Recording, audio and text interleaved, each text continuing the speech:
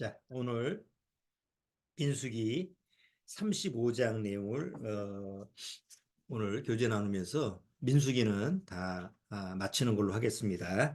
마지막 장 36장은 슬로보와 그 딸들의 내용이 다시 반복돼서 나오는 내용이라 지난번에 우리가 민수기 27장 하면서 슬로보아의 딸들의 기억 이런 부분을 같이 교제를 나눴기 때문에 다루지는 않고 오늘은 35장 내용, 도피성에 대한 그런 내용을 교제 나누면서 민수기는 이렇게 마치도록 하겠습니다. 자, 그리고 이제 신명기 내용을 들어가도록 하죠. 자, 오늘 민수기 35장 1절서부터 끝절까지 뭐 여러분들이 안 읽으셨으면 또 따로 읽으리라는 보장이었기 때문에 이제 35장 한번 1절서부터 끝절까지 천천히 한번 같이 읽어보겠습니다. 내용이 무슨 내용인지 한번 여러분들이 잘 살펴보시면서 같이 읽어보도록 하겠습니다.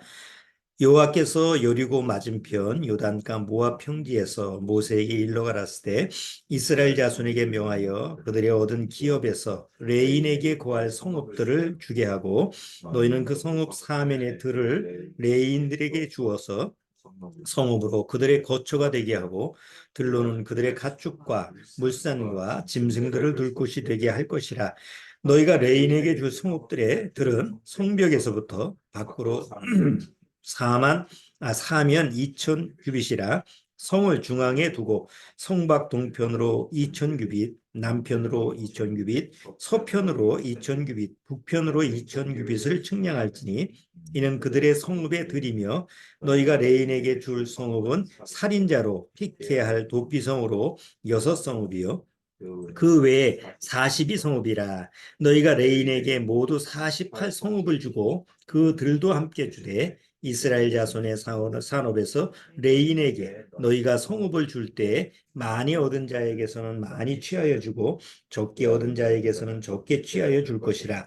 각기 얻은 산업을 따라서 그 성읍들을 레인에게 줄지니라.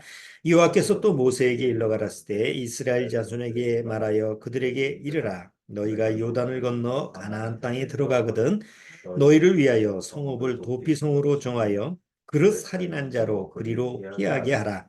이는 너희가 보수할 자에게서 도피하는 성을 삼아 살인자가 회중 앞에 서서 판결을 받기까지 죽지 않게 하기 위함이니라. 너희가 줄 성읍 중에서 여섯으로 도피성이 되게 하되 새 성읍은 요단 이편에서 주고 새 성읍은 가나안 땅에서 주어 도피성이 되게 하라. 이 6성읍은 이스라엘 자손과 타국인과 이스라엘 자손 중에 우고하는 자의 도피성이 되리니 무릇 그릇 살인한 자가 그리로 도피할 수 있으리라. 만일 철 연장으로 사람을 쳐 죽이면 이는 고살한 자니 그 고살자를 반드시 죽일 것이요 만일 사람을 죽일 만한 돌을 손에 들고 사람을 쳐 죽이면 이는 고살한 자니 그 고살자를 반드시 죽일 것이요 만일 사람을 죽일 만한 나무 연장을 손에 들고 사람을 쳐 죽이면 이는 고살한 자니 그 고살자를 반드시 죽일 것이니라. 피를 보수하는 자가 그 고살자를 친히 죽일 것이니 그를 만나거든 죽일 것이요 만일 미워한 까닭에 밀쳐 죽이거나 기회를 엿보아 무엇을 던져 죽이거나 원한으로 인하여 손으로 쳐 죽이면 그 친자를 반드시 죽일 것이니 이는 고살하였습니다. 피를 보수하는 자가 그 고살자를 만나거든 죽일 것이니라. 원한 없이 우연히 사람을 밀치거나 기회를 엿봄이 없이 무엇을 던지거나 보지 못하고 사람을 죽일 만한 돌을 던져서 죽였다 하자. 이는 원한도 없고 해하려 한 것도 아닌즉 회중이 친자와 피를 보수하는 자 간에 이 규례대로 판결하여 피를 보수하는 자의 손에서 살인자를 건져내어 그가 피하였던 도피성으로 돌려보낼 것이요 그는 거룩한 기름 부음을 받은 대제사장이 죽기까지 거기 거할 것이니라. 그러나 살인자가 어느 때든지 그 피하였던 도피성 지경 밖에 나갔다 하자. 피를 보수하는 자가 도피성 지경 밖에서 그 살인자를 만나 죽일지라도 위하여 피 흘린 자가 없나니 이는 살인자가 대제사장이 죽기까지 그 도피성에 유하여 쓸 것임이라. 대제사장이 죽은 후에는 그 살인자가 자기의 산업의 땅으로 돌아갈 수 있느니라. 이는 너희 대대로 거하는 곳에서 판결하는 율례라. 무릇 사람을 죽인 자 고살자가 증인들의 말을 따라서 죽일 것이나 한 증인의 증거만 따라서 죽이지 말 것이요 살인자의 범한 고살자의 생명의 속전을 받지 말고 반드시 죽일 것이며 또 도피성에 피한 자를 대제사장이 죽기 전에는 속전을 받고 그의 땅으로 돌아가 거하게 하지 말 것이니라. 너희는 거하는 땅을 더럽히지 말라. 피는 땅을 더럽히느니 피 흘림을 받은 땅은 이를 흘리게 한 자의 피가 아니면 속할 수 없느니라. 너희는 너희 거하는 땅, 곧 나의 거하는 땅을 더럽히지 말라. 나 여호와가 이스라엘 자손 중에 거함이니라. 네, 좀 길게 우리 같이 읽었습니다. 제가 기도드리고 시작하도록 하겠습니다.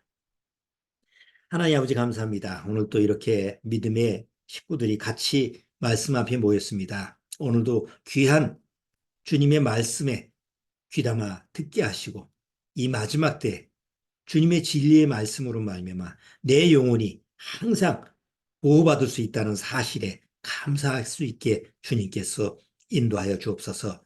오직 피난처는 예수님밖에 없다라는 사실을 명심하고 정말 주님이 부르는 부름을 받는 그런 항상 하나님 앞에서 준비하고 기다리는 지혜로운 다섯 처녀의 모습처럼 항상 말씀 앞에서 깨어있는 그런 심령의 자세가 될 수 있도록 주님께서 항상 우리 안에서 역사해 주옵소서. 시종은 주님께 부탁드리며 예수님의 이름으로 기도드리옵나이다. 아멘.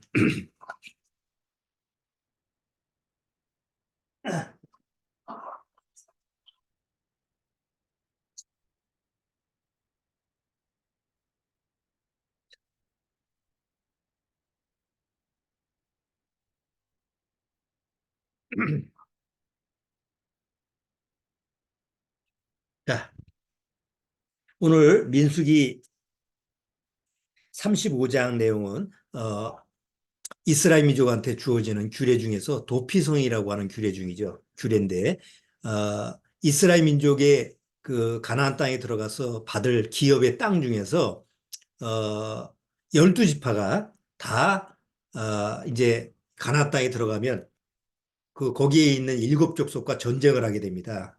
그래서 이제 전쟁을 하면서 거기서 뭐 좀 전쟁 그 일곱 족속을 내쫓는데 기여를 많이 한 어, 지파가 있고 기여를 적게 한 지파가 있죠. 그럴 때 이제 그 기여도에 따라서 이제 땅을 분배하는데 레이인들은 그런 기업이 따로 없었어요.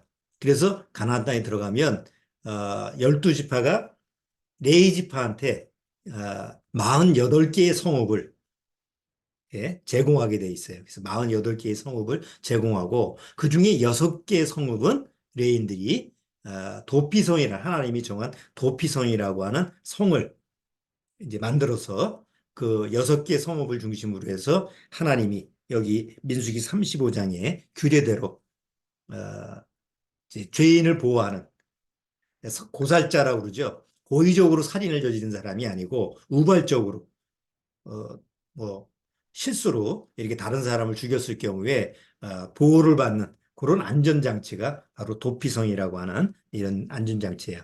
지도를 잠깐 참조를 해보고 그 다음에 본문 내용을 말씀으로 한번 찾아보도록 할게요.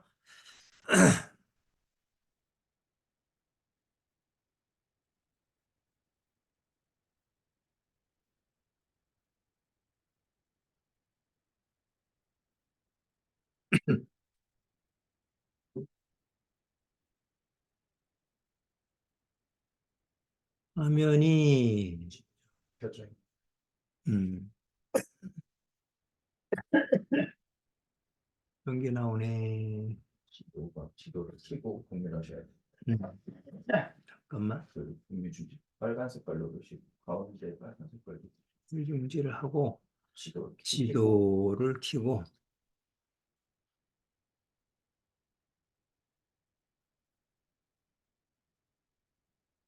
음.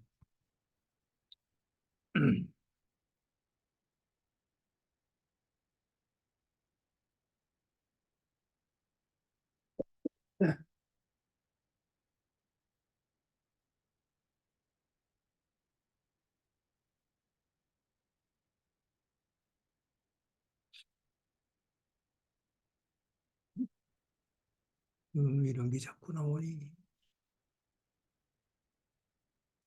그냥 보면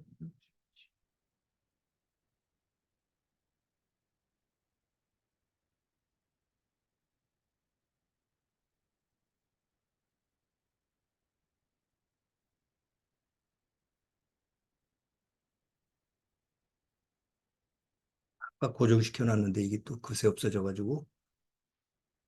자, 여기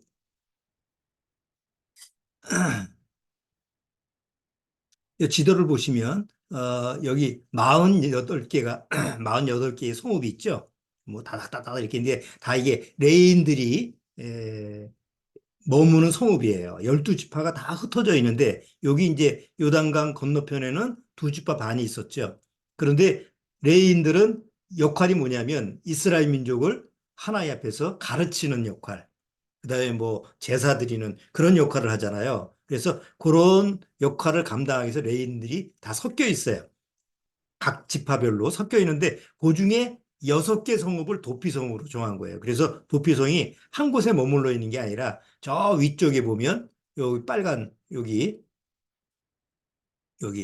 어, 지금 게데스라고 하는 지역에 있고 골란에 하나 있고 길리아 라못에 있고 베셀, 세겜, 헤브론 이렇게 아주 골고루 적당한 위치에 딱 이렇게 배치를 시켜서 만약에 누구든지 살인을 했는데 고의성이 없었고 우발적으로 오살범이라고 하죠. 오살자라고 하죠. 성경에서는 그럴 경우에는 그들로 하여금 안전하게 보호받을 수 있게 하는 장치가 바로 여기 6개 성읍이 돼요. 자, 이제 본문 내용을 같이 한번 살펴보도록 할게요.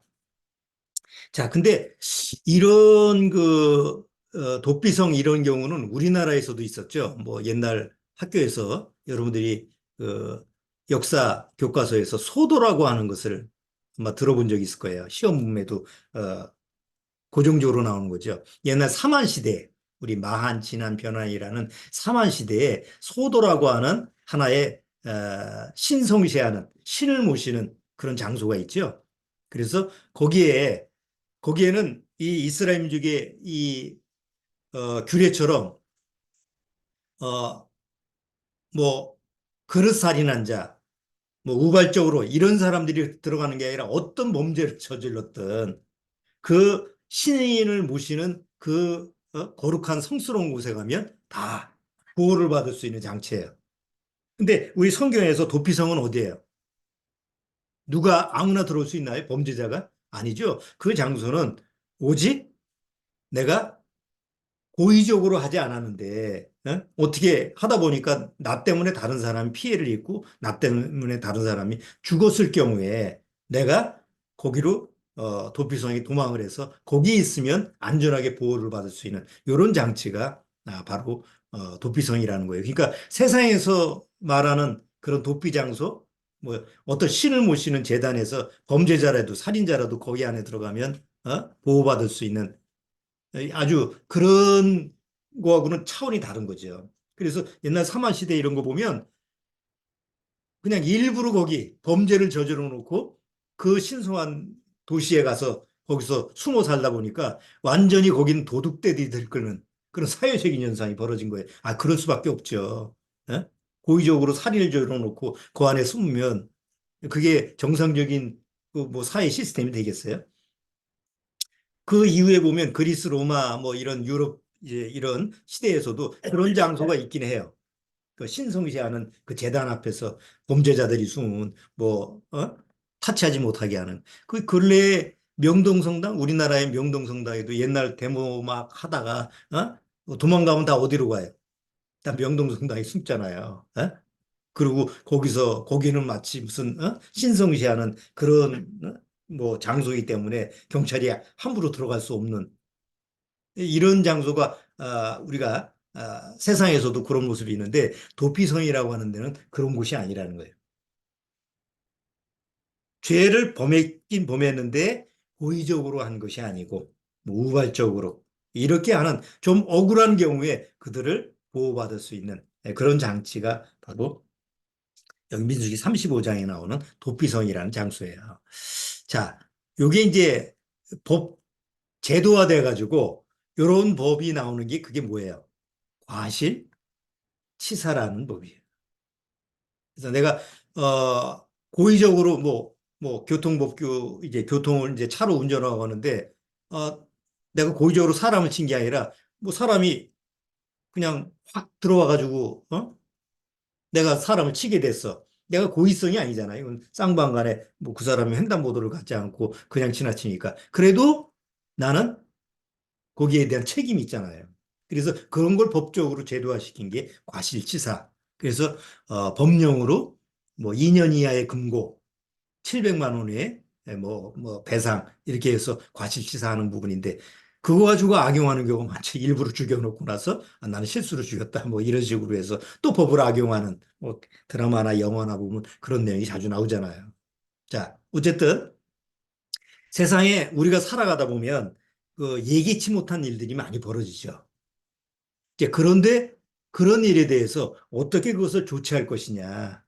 뭐 이런 부분이 세상적인 입장에서도 제도화되고 있는데 여기 오늘 민수기의 35장에 보면 하나님의 법에서는 하나님의 그 규례가 딱 정해져 있어요. 그게 도피성이고 그리고 도피성의 규례가 오늘 읽었던 그런 내용들입니다. 그래서 도피성에 대한 부분에 대해서 뭐 자세히 제가 그런 내용을 설명하고자 하는 것이 아니라 성경에 나와 있는 이 도피성이라는 게 과연 우리한테 주고자 하는 메시지, 의미가 뭐냐. 뭐 지금 우리나라에 도피성이 있는 것도 아니고 또 이스라엘 민족 지금 이스라엘 민족이 사는 지금 이스라엘 나라에 도피성이 있는 게 아니에요. 과연 지금 구약 시대에 있었던 도피성이라는 규례가 우리한테 무슨 의미를 주느냐. 이런 것을 오늘 한번 살펴보려고 그래요. 우선 이스라엘 민족한테 지금 이스라엘 민족한테 도피성이라고 하는 것은 과연 무슨 의미냐. 예수님과 연관성을 맺어봐야 돼요. 2000년 전에 하나님의 아들 예수님이 이스라엘 민족한테 왔어요. 사실 구약의 도피성은 예수님의 모형이기도 하죠. 자, 그런데 정작 예수님이 오셨을 때 이스라엘 민족이 자기들의 메시아를 어떻게 해요? 로마 군사의 손에 죽게 했어요. 자, 그런데 하나님은 이스라엘 민족이 하나님의 아들 메시아를 죽인 것을 하나님 편에서는 어떻게 보셨어요?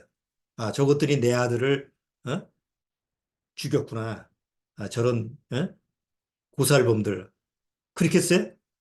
아니에요. 성경에서는 오히려 이스라엘 민족이 알지 못해서 그랬다라고 성경에 적시가 돼 있어요. 자, 한번 볼까요? 누가복음. 자, 누가복음 23장.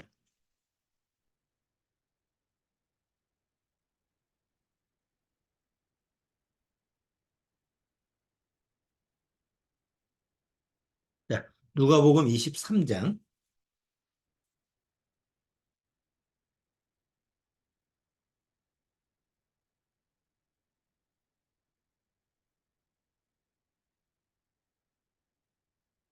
자, 누가복음 23장.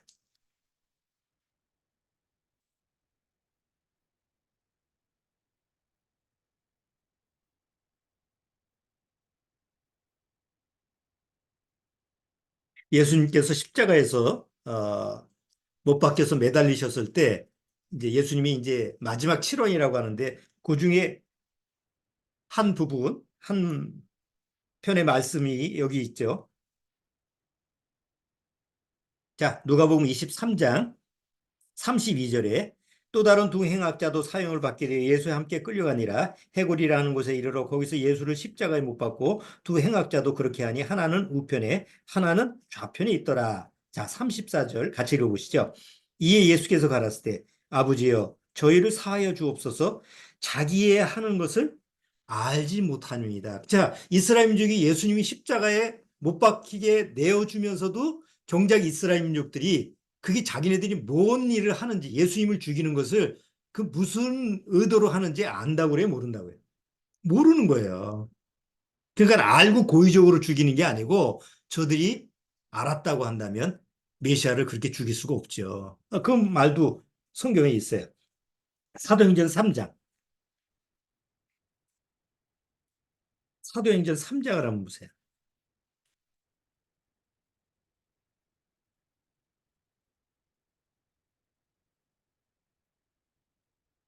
사도행전 3장.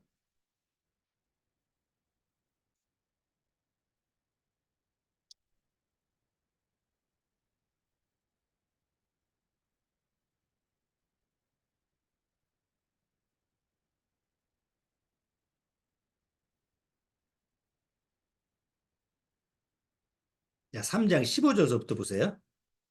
사도행전 3장 15절. 3장 15절 제가 읽어볼게요.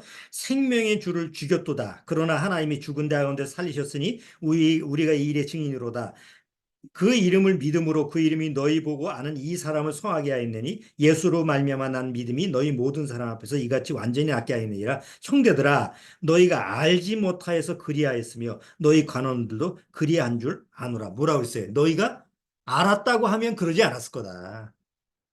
예수님이 하나님으로부터는 아들이라는 것을 진실로 알았다고 한다면 너희들이 그럴 수 없었을 거다. 근데 너희들이 알지 못해서 그렇게 한 거다. 그러니까 이게 지금 하나님 편에서 이스라엘민족이 예수님을 죽인 사건은 결국 뭐예요? 고살범이 아니고 고살자가 아니고 알지 못해서 하는 그 오살자로 하나님이 보신다는 거예요. 한 군데만 더 볼게요. 고린도전서.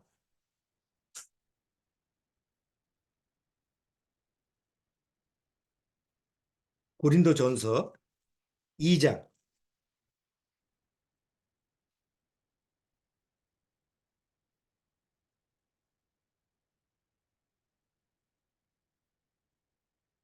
고린도전서 2장 2장 8절. 자, 같이 한번 읽어보죠. 이 지혜는 이 세대의 관원이 하나도 알지 못하였나니 만일 알았더면 영광의 주를 십자가에 못 박지 아니하였으리라. 자, 그러니 하나님이 이스라엘 민족을 보셨을 때는 지금까지도 그래요. 지금까지도 하나님이 이스라엘 민족을 볼 때는 어떤 관점에서 보느냐? 저들이 내 아들 메시아가 바로 내가 보낸 메시아라고 하는 걸 알았다면, 깨달았다고 한다면 저들이 내 아들을 저렇게 대하지 않았을 거다. 지금도 깨닫지 못하는 이유가 뭐예요? 아직도 알지 못하기 때문에 그런 거예요. 그런데 성경에는 어느 날 하나님이 이스라엘 민족으로 하여금 알게 하실 때가 온다고 돼 있어요. 그때가 언제예요? 바로 예수님이 재림하실 때. 예수님이 이제 죄와 상관없이 재림하시는 그 예수님이, 우리가 기다리는 그 예수님이 다시 이 세상에 오실 때, 부활체의 모습으로 그 하늘에서 오셨을 때 하나님은 이스라엘 민족으로 하여금 전체 회개를 하고 하나님 앞에 돌이키게 하고 예수 그리스도를 믿게끔 하는 거예요. 민족적 전체로. 그게 언제죠? 마지막 7년 대 환란 때. 아주 극심한 고통 속에서 가장 극심한 괴로움 속에서 그들이 예수님을 메시아로 받아들이게끔 하시는 게 하나님의 계획이에요. 그래서 여기 도피성이라고 하는 것은 이스라엘 민족이, 자, 도피성의 그 규례를 보면 이스라엘 민족 중에서 만약에 누군가를 내가 그릇살인했어요. 내가 뭐 돌을 던졌는데 그 사람이 딱 맞아서 죽었네. 그러면 내가 어디로 가요? 도피성으로 데렸다 가야지 내가 안전하게 보호를 받잖아요. 자, 도피성으로 가는 사이에 내가 가지고 있는 재산은 다 뭐가 돼요? 압류가 돼요. 그냥 그대로 있는 게 아니에요. 내 모든 걸 다 뺏겨. 그리고 언제까지? 새로운 대제사장이, 새 대제사장이, 원래 있던 제사장은 죽고 새로운 대제사장이 다시 세워지면 그때는 다시 원상으로 돌아갈 수가 있어요. 자, 이스라엘 민족한테 첫 번째 예수님은 오셨지만 두 번째 예수님은 오셨어요, 안 오셨어요? 아직 안 오셨어요. 그래서 이스라엘 민족이 어디 가서 방황하고 있는 거예요? 자기가 살던 곳에서 떠나서 모든 걸 잃어버리고 방황하고 사는 거예요. 그러다가 이제 마지막 때가 돼서 다시 돌아왔죠. 다시 돌아가는데 거기는 안식처가 아니에요. 오직 예수님만이 안식처가 되는 거예요. 그래서 이스라엘 민족으로 하여금 마지막 때 이제 7년대 환란 속에서 하나님이 극심한 그 환란을 통해서 이스라엘 민족으로 하여금 돌이키게 하고 이제 대제사장이신 새로운 대제사장이신 옛 제사장이 아니고 새로운 대제사장이 예수님이 이 세상에 오셨을 때 그들로 하여금 예수님을 영접하게 하고 그리고 정말 예수님 안에 그 피난처에서 안식처에서 영원히 쉬게 하는 게 하나님의 계획이라는 거예요. 그래서 도피성이라는 게 이스라엘 민족한테는 아직도 유효해요. 역사적으로. 아직도 하나님의 계획 속에서 이루어지는 과정 중에 한 모형이에요. 자, 두 번째, 거듭나지 못한 자연인. 이제 이 아담 이후에 태어난 사람 중에서 거듭나지 못한 사람 많잖아요. 네? 우리 가족 중에서도 있고, 우리 주변 친척 중에서도 있고, 부모, 형제. 자, 그들 앞에 도피성은 아무 관계가 없느냐? 아니에요. 성경에서는 아담의 후손으로 태어난 모든 죄인들한테 하나님은 그 영혼의 도피처를 마련해 주셨어요. 그 영혼의 도피처가 바로 예수님의 십자가예요. 누구든지 십자가를 알고 우리가 찬송가 아까 불렀죠. 예수님의 피난처. 그게 바로 십자가고 십자가 밑에 내가 피난할 수 있고 예수님의 그 안식처에서 피난처에서 내가 안전하게 보호받을 수 있어요. 그러니까 누구든지 예수 그리스도를 믿고 구원받고 예수님 안에 있으면 피난처가 되는 거예요. 구원받았다라고 하는 것이 얼마나 다행스러운 건지 몰라요. 이 세상에 피난처가 있어요. 저 지금 우크라이나하고 러시아하고 전쟁이 났잖아요. 허구한 날 미사일 쏘아 올리고 이리 쏘고 저리 쏘고 내가 어디 안전한 피난처에 있는다고 해도 내가 있는 장소에 폭탄이 떨어지면 피해를 입을 수밖에 없어요. 그러니까 항상 마음이 어떨까요? 숨어도 어디 뭐 피신처에 방공호에 숨어도 마음이 난 평안하다. 여기 방공호에 숨었으니까 그럴까요? 안 그러는 거예요. 지금 팔레스타인 그 가자 지구에서 이스라엘이 그 계속 가자 지구에 미사일 쏘고 계속 지금도 공격을 하고 있죠. 거기 피난민들이 170만 명 되는 사람이 한 곳에 몰려가지고 언제 죽을지 몰라. 언제 머리 위에서 떨어질지 모르니까. 그런 모습을 보고 전 세계 사람들이 막 핏대를 올려가면서 이스라엘 저 나쁜 놈들 그만해라 가만두지 않을 거다라고 해도 이스라엘이 뭐예요? 눈 하나 까딱 안 하죠. 그럴 필요가 없는 거예요. 왜? 적어도 이스라엘은 자기 백을 누구라고 생각하느냐? 하나님이라고 생각하니까. 그러니까 구원하고 관계없어도 우리는 여호와를 믿는 민족이기 때문에 누가 세상 뭐라고 그래도 눈 하나 까딱 안 하는 거예요. 이스라엘이 망할까요? 그럴 수가 없어요. 아직 하나님이 이스라엘 민족한테 지금 약속이라는 아까 도피성이라는 약속도 남아있죠? 이스라엘이 망하면 그 하나님의 예언이 이루어질 수 있어요, 없어요? 없어요. 그러니까 이스라엘은 절대로 망할 수가 없어요.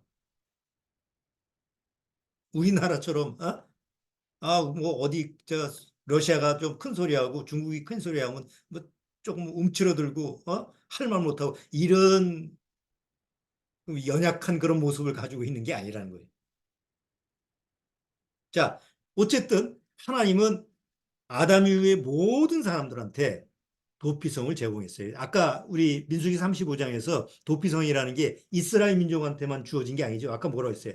이스라엘 민족뿐만 아니라 같이 사는 외국인, 그렇죠? 이방인들한테도 도피성이라고 하는 것을 허용을 하죠. 허락을 하죠. 이제 하나님이 정말 그 은혜가 넘치시는 분이에요. 이방인까지 생각하시는 거예요. 자, 그 하나님이 모든 사람한테 믿을 만한 증거를 주셨는데 바로 예수입니다. 누구든지 예수 그리스도를 믿고 예수 그리스도 안에 들어오면 그는 보호받을 수 있다.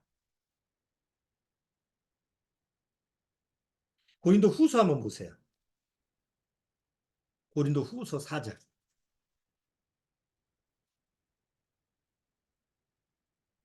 고린도후서 4장.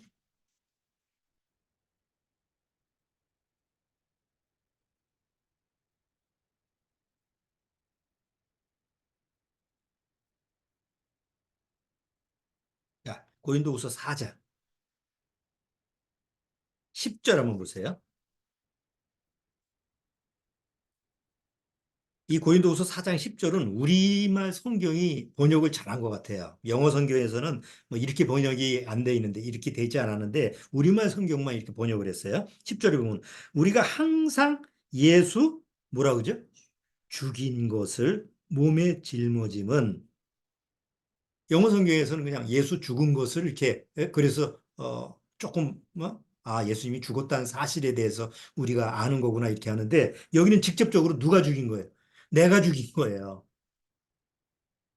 그렇지만 알고 일부러 죽인 게 아니죠. 여러분 한번 생각해 보세요.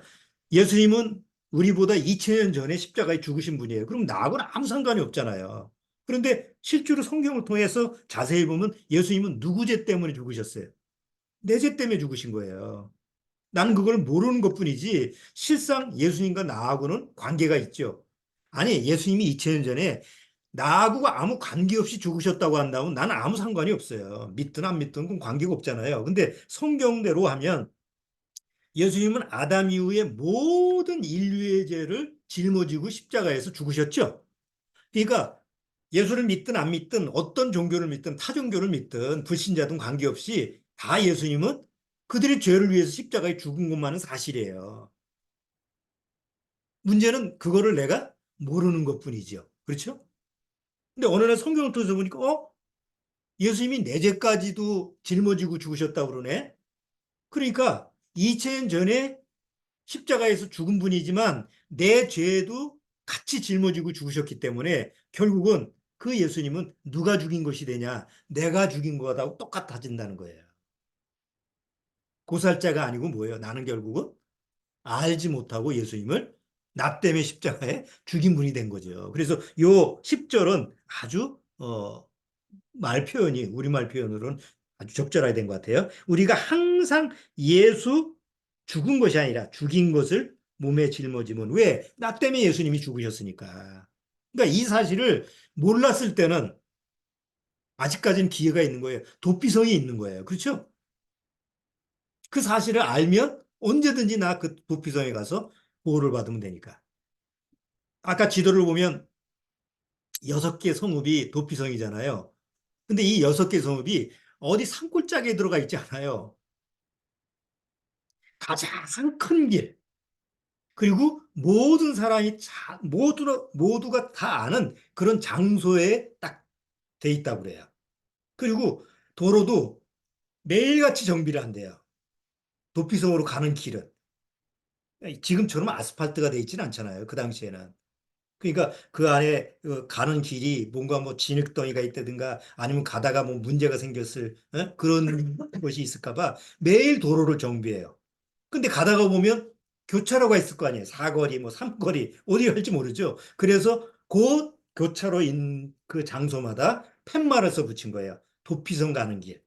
도피성 가는 그, 푯말이 딱 붙어 있다고 그래요. 그러니까 누구든지 이런 일이 벌어지면 뭐예요? 들었다 뛰면 적어도 반나절이면 도착할 수 있대요. 어디에 있든지 간에 그런 문제가 생겼을 때 반나절만 가면 그 도피성에 가서 숨어서 보호받을 수 있는 장소가 바로 이 도피성이라는 거예요.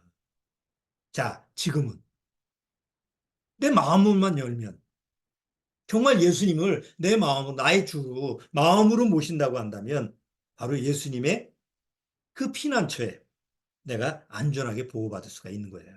근데 사람들은 그걸 싫어해요.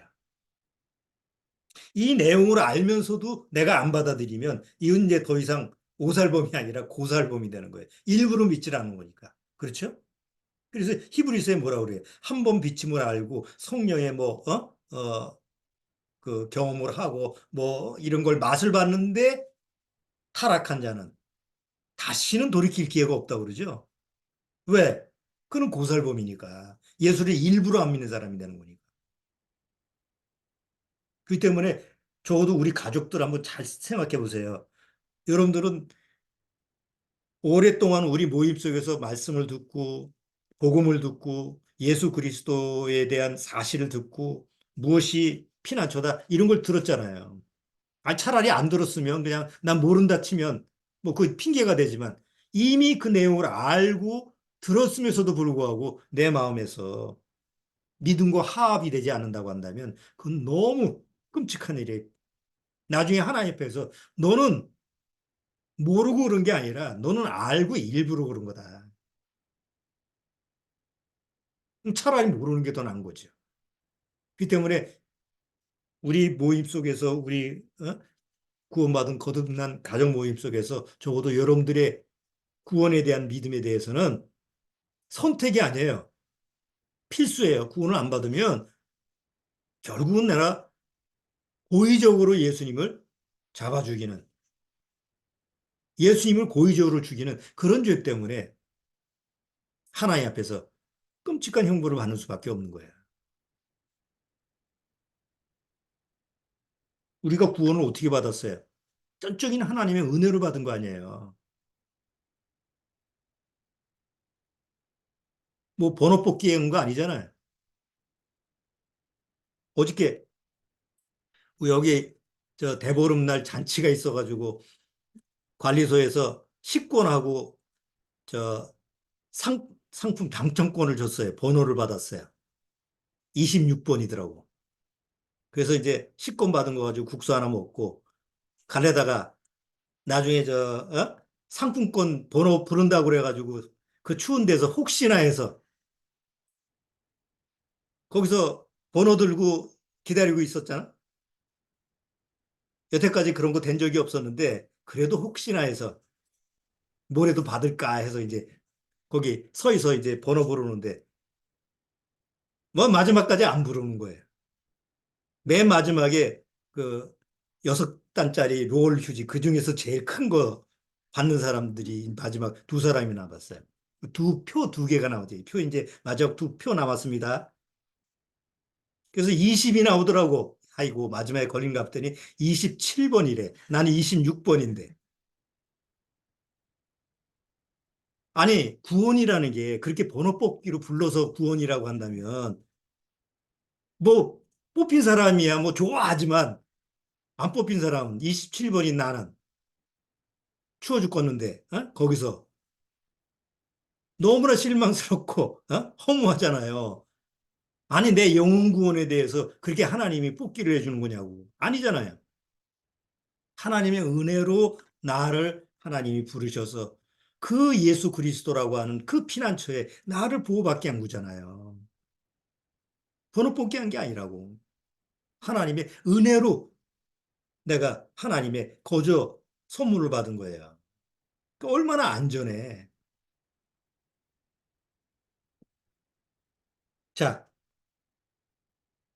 거듭난 성도한테 도피성이라고 하는 것은 어떤 의미일까요? 거듭난 성도한테는. 이제 그리스도 안에서 안전하게 보호를 받는 거예요. 아까도 제가 했지만 이 세상에서는 내가 피할 수 있는 피난처가 없어요. 지금 뭐 기후위기 때문에 뭐 올 이제 겨울은 좀 지나갔지만 이제 내년 겨울이 또 걱정되죠. 올 겨울에 추웠는데 내년 겨울은 또 얼마나 추울까? 아니 겨울은 둘째치고 이제 다가올 여름이 문제 아니에요. 올 여름은 또 어떤 상황이 벌어질까? 얼마나 더울까? 또 자연 환경이 파괴가 되고 뭐 여러 가지 기후 위기 때문에 문제가 생기니까 또 세상에 또 어떤 재난 문제가 생길까? 다 불안하고 초조하고 두려워. 근데 구원받으면 우리는 그리스도 안에 있기 때문에 피난처 안에 있기 때문에 아 예수님이 뭐 어쨌든 저쨌든 나를 보호하신다니까 거기다 맡기면 되는 거예요. 내 영혼까지도 책임져 주시니까. 또 죄와 상관없이 예수님이 두 번째 나타나실 때 나한테는 그 예수님이 누구예요? 대제사장이죠. 그렇죠? 우리는 이 세상이라고 하는 정말 예수님을 이제는 나 때문에 예수님이 죽었다는 사실을 알고 이제는 그리스도의 피난처 안에 내가 숨었어요. 그렇지만 아직까지는 또 여전히 죄의 육신, 죄의 세상에 살기 때문에 고통스럽고 괴로워요. 그러나 우리한테는 소망이 있어요. 영원한 대제사장이 부활의 그 예수님이 다시 오신다고 약속했기 때문에 그 다시 오셨을 때 우리는 이제 영원한 자유를 누리게 돼요. 이 육체가 아닌 영원한 부활체를 가지고 우리가 그 소망이 유일한 소망이 그거 아니에요. 뭐 우리 찬송 부를 때 내 영혼 평안해 평안해 이 찬송 부르죠. 입으로 모르는 게 아니라 실제로 내 영혼이 어디에 있기 때문에 평안한 거예요. 피난처인 예수님 안에. 아까 피난처인 예수여. 뭐 입으로만 따라 부르면 피난처가 되는 게 아니죠. 정말 예수님이 나의 피난처가 되기 때문에 우리가 생활 속에서도 바로 예수님 안에 있는 것이 내가 피난처구나. 그리고 피난처 안에서 예수님과 누려지는 그 정말 안정감, 평안감 이게 실제로 말씀 안에서 누려지는 삶이 주어져야죠. 그런 의미를 적용을 시키면 오늘 도피성이라고 하는 부분을 이제 잘 소화할 수 있는 부분이에요. 그래서 오늘 민수기 35장을 통해서 도피성이라고 하는 부분을 이스라엘 민족한테 적용시키고 또 구원받지 못한 아직도 구원받지 못했지만 그들한테는 하나님이 약속하신 피난처가 아직도 유효하다라는 거. 근데 어느 날 하나님의 시간표가 딱 끝나버리면 더 이상 세상에는 피난처가 없어요. 7년 대 환란에는 피난처가 없어요. 이스라엘 민족한테만 피난처를 하나님이 제공을 해요. 하나님이 약속이 남아있는 자들이니까. 그러나 그 외의 이방인들한테는 적그리스도의 통치하에서 7년대 환란 속에서는 피난처가 없어요. 여기 요한계시록 여러분들 우리가 요한계시록 7년대 환란 볼 때 뭐 계속 재앙이 예? 하늘에서 재앙이 떨어질 때 어디 숨을 곳이 있나요? 없잖아요. 그렇기 때문에 그때가 되면 그렇기 때문에 우리가 7년대 환란 전에 올라가는 거예요. 만약에 피난 장소가 있다고 한다면 굳이 하나님이 우리를 데려갈 필요가 없죠. 7년대 환란 다 끝난 다음에 다 데려가도 되는데 왜 하필이면 구원받은 성도들을 7년대 환란 전에 데려갈까?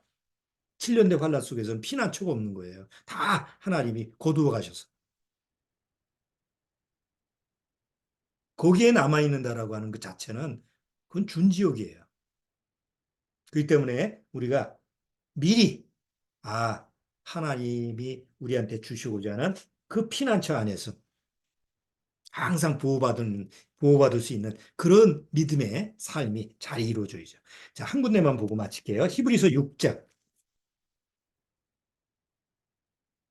히브리서 6장.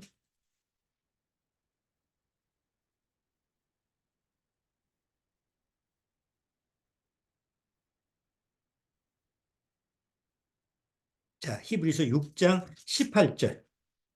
18절, 19절 같이 한번 읽어보겠습니다. 히브리서 6장. 히브리서 6장. 히브리서 6장 18절 19절 이는 하나님이 거짓말을 하실 수 없는 이 두 가지 변치 못할 사실을 인하여 앞에 있는 소망을 얻으려고 피하여 가는 우리로 이 피하여 가는 게 피난처예요. 네? 피난처로 가는 우리로 큰 안위를 받게 하려 함이라. 우리가 이 소망이 있는 것은 영혼의 닷 같아서 튼튼하고 견고하여 휘장 안에 들어가나니 그리로 앞서가신 예수께서 멜기세덱의 반차를 쫓아 영원히 대제사장이 되어 우리를 위하여 들어가셨네. 예수님이 먼저 들어가신 거예요. 그리고 다시 오셨을 때 우리를 영접해 주신다라는 약속이 남아 있는 거죠. 자, 예수님이라는 피난처에 있는 우리 믿음의 식구들 항상 그 예수 그리스도 안에 피난처에서 항상 보호를 받아야 돼요. 아까 민수기 35장 읽어보셨죠? 도피성에 들어갔는데 아직 제사장이 죽지도 않았는데 뛰쳐나오는 사람이 있어요. 자기가 일부러 도피성에. 그럼 그런 사람은 어떻게 하라고 그랬어요? 잡아서 죽이라고 돼 있어요. 잡아서 다시 도피성으로 들어가는 게 아니고 임의로 자기가 도피성을 뛰쳐나오는 사람은 고살범이 아니었음에도 불구하고 대가를 치르게 하는 거예요. 그러니까 예수님 안에 있다고 한다면 그 안에서 살아야지. 내 마음대로 아유, 난뭐 별볼일 없네 여기 있어봐야 그리고 뛰쳐나가면 안 돼요. 죽어도 거기서 살고 살아도 거기서 살아야 돼요. 왜? 다른 피난처가 없기 때문에 그래요. 꼭 여러분들이 마음속에서 그 심령에다가 아, 예수 그리스도의 피난처에 내가 정말 있어야 되는 장소가 여기밖에 없다라는 것을 꼭 명심하시기 바랍니다. 자, 오늘은 여기까지 하도록 하겠습니다. 기도하고 마치도록 하죠. 주님 감사합니다. 정말 우리의 피난처이시고 우리를 항상 예수 그리스도의 십자가 아래서 보호하시는 그 하나님의 은혜가 있기에 나는 이 육체를 가지고 사는 세상 속에서도 항상 평안을 누리게 되는 줄 압니다. 주님께 주시는 이 평안감, 내가 병상에 있어서 아무 소망이 없는 그런 절망스러운 환경 속에 있는 우리 임장님 안에서도 항상 예수 그리스도라는 피난처가 그 안에 믿음으로 역사하게 하옵시고 내가 모임에 못 올지라도 내 환경 속에서 세상 파도와 세상 역경에 부딪히는 그런 믿음의 시련 속에 있을지라도 주님께서 항상 나의 피난처가 되시다라는 사실을 잊지 않도록 어떤 여건에 있든지 어떤 조건에 있든지 어떤 환경에 있든지 항상 피난처인 예수님 안에 내가 말씀으로 구할 수 있도록 주님께서 살아 역사해 주옵소서. 예수님의 이름으로 축원하옵나이다. 아멘. 자, 마치도록 하겠습니다.